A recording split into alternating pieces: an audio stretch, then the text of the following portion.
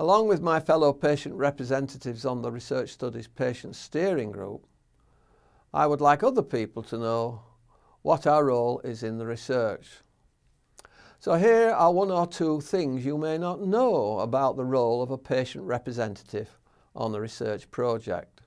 Part of my role within the trial management group is often to look over the different questionnaires, leaflets, flyers that are going out to the general public, and just to make sure that everything is understandable, everything's in layman's terms, and that everything that the academics want to say is put across in a way that the general public can understand. I'm involved in meetings, coming along, looking at the progress of the project. That would be involved with other members, other patients as well. So I'm really providing that patient perspective.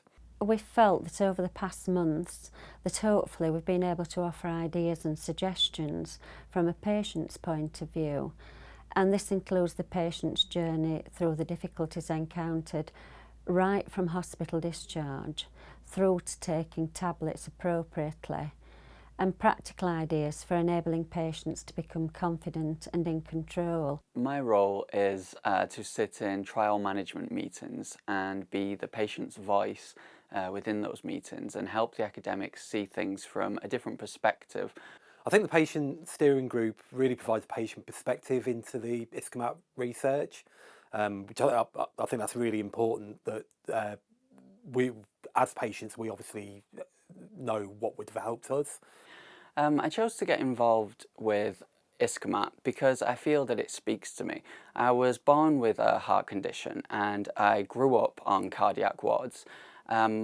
I've met many heart failure patients whilst being on those wards, and I've listened to their struggles. And that's really inspired me to help use my knowledge and my extensive life experience with this condition to aspire academics to produce something that could help the people that I see on those wards.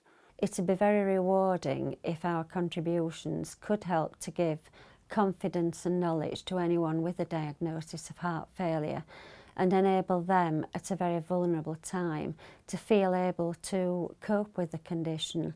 This trial was specifically interesting because it wasn't per se a clinical intervention or a treatment intervention. It was more about how patients manage one of the most important things to them and one of the most important things to help managing heart failure, which is medicines. From the very beginning, very involved in the publicity side of things, so working on videos and films, again, to provide that patient perspective, really. We'd like to think that the questionnaires and personal experiences offered have added to the steering group's thoughts on how to approach things and what to offer to heart failure patients. It's always really inspiring when I can get my point across and have them see a different way of looking at things. And for me, trials are important because they produce real life evidence, and we live in an evidence-based world of medicine.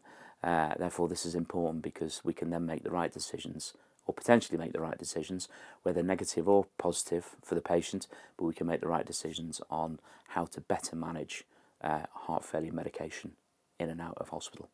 Regarding anybody interested in joining a research, I think they would need to be interested and committed and be prepared to listen to all views that are put forward. I owe a lot to the NHS and to the research that's being done.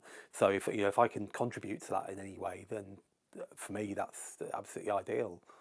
Don't be nervous, do it, because you have got experience that other people might not have, and you have got things that they could need for that project. Today's research is tomorrow's care.